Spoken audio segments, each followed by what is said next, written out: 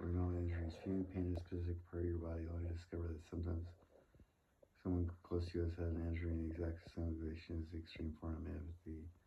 Many people have this ability. In the past, I've had situations where I had such significant pain came on suddenly I actually went to the doctor, was unable to find anything wrong with the area that hurt me. It wouldn't be until hours later that I discovered someone close to me had been injured in the same spot. Upon discovering the cause, my pain disappeared. At first, I didn't understand why I would feel the same pain as everyone else, but now I have a theory about why this happens. When you're close to somebody, you're able to connect intuitively with them through your energy. It may be a spouse, child, sibling, parent, or friend. I find this happens more often between people who are close than it is between strangers. It's just more common between people who have some type of close relationship. The pain you may feel may manifest in a way different ways.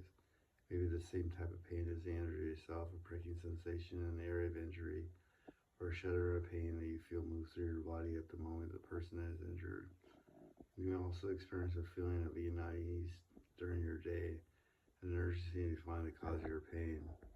I'm not big in running to the doctor for every little thing, but in each instance where I've felt someone else's pain on a grand scale because it was a major one, I find myself at the doctor's office within hours of the onset of pain. It can be difficult to tell when the pain you're feeling is on your own or somebody else's. Sometimes there are subtle signs that will let you know the pain isn't yours. Other times you just have to deal with it until the true source has been revealed, especially if you've had yourself checked out and there wasn't anything wrong. If you do yourself in this situation and nothing is wrong, sit quietly and focus your attention on this energy you may be picking up on. Once you feel connected to the correct person, call them up and make sure that you're okay. It's Jeff Cochell, you got the Frisky fountain with Molly, dude. Yeah. Yeah, cat.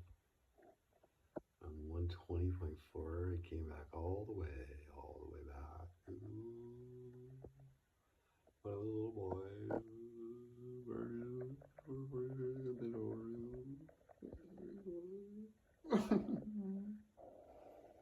One phenomenon people experience is called the out-of-body experience, while many other religions visualized associated with OBU. Kind of focus on the basic what it is, how your intuitive abilities are associated with it. And oh fuck yeah, dude. It was star, dude. Jackie, dude. How to recognize and activate yourself. Well, astral travel is considered to be an OBE. There are similarities and differences between the two.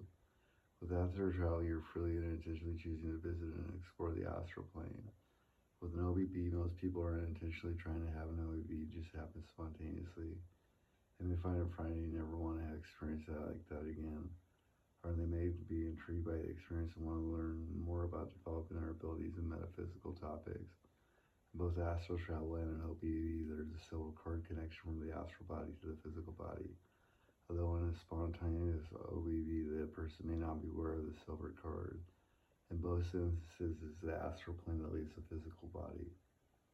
OBBs are usually short periods of time when a person is consciously aware of what is going on, but they feel separated from their physical body.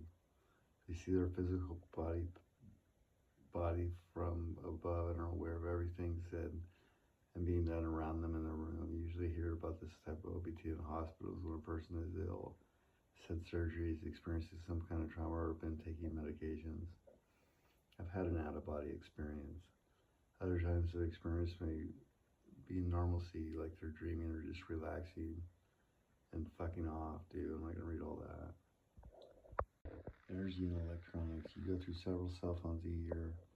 When your cell's working, it frequently drops calls or has static or other strange noises interfering with your conversation, especially when you're talking to someone who is also intuitive. You touch a light switch and the bulb blows.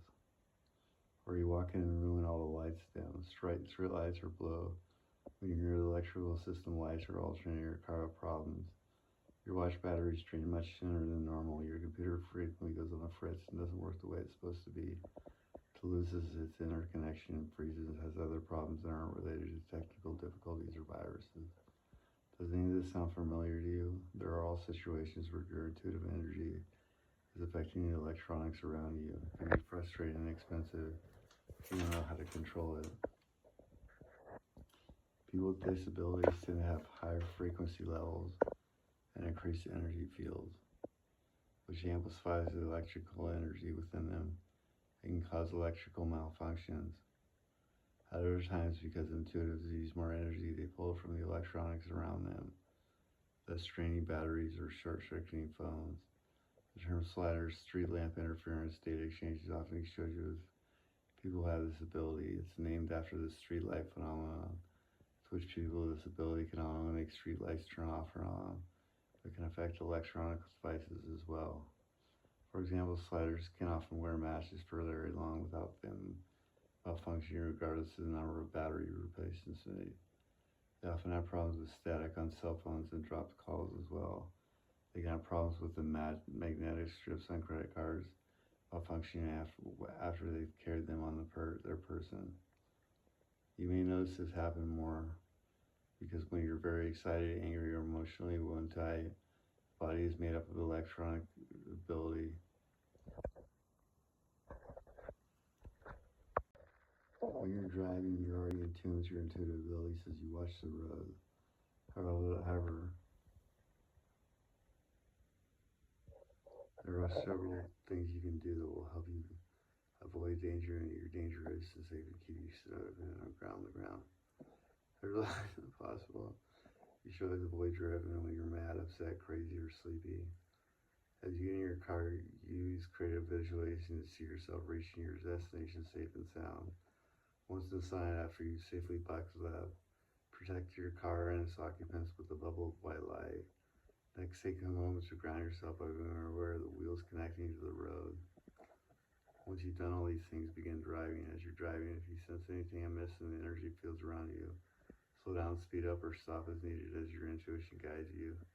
If you suddenly feel like you should go in a differently direction, take an alternate course. How many times have you said after the fact, I should have taken that turn only if I'd been 5 minutes earlier or later, this wouldn't have happened.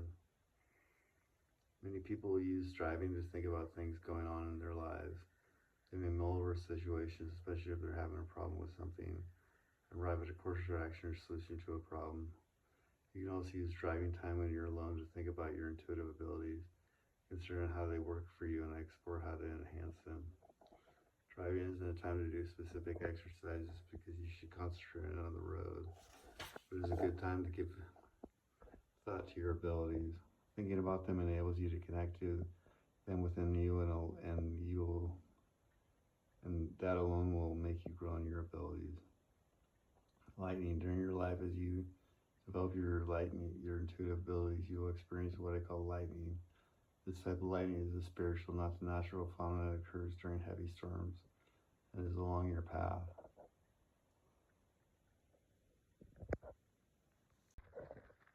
Third eye formation. Third eye is related to the sixth sense and the sixth chakra, which is also called the third chakra. It's located between your eyebrows and your hairline, accomplishing your forehead and going deep into the center of the brain at the pineal gland. It's thought to be in the center of the forehead or a little lower, right above the eyebrows. Been it 9 days on coke. I think of it as filling my entire forehead. Sometimes it even feels like it circles at the top of the head and allows me to see both ahead of me and behind me. When you connect with your third eye, you'll feel its exact location within you. The third eye is important to your intuitive abilities because this is what you look for at the energy patterns around you on the other side. To view things while astral tapping and look back in your physical body when you're having an OBE. Information from the third eye will sometimes feel as it's coming in from one side or the other, or behind or in front of you. As you learn more about your intuitive nature, each of these locations will have meaning to you. Spirit guides usually show up on my right side and past life information on my left. I'm specifically pointing to the third eye because it is important when you're using your intuition. The third eye has no limits of space or time. You can see auras, other patterns you use, and allow it to have visions. But how do you know if you're successfully opened up to the third eye? It's as unique as your hair cover, and everyone experiences differently. Some people have a process they go through a third eye is opening and they see a vision of it opening that may be symbolic to them.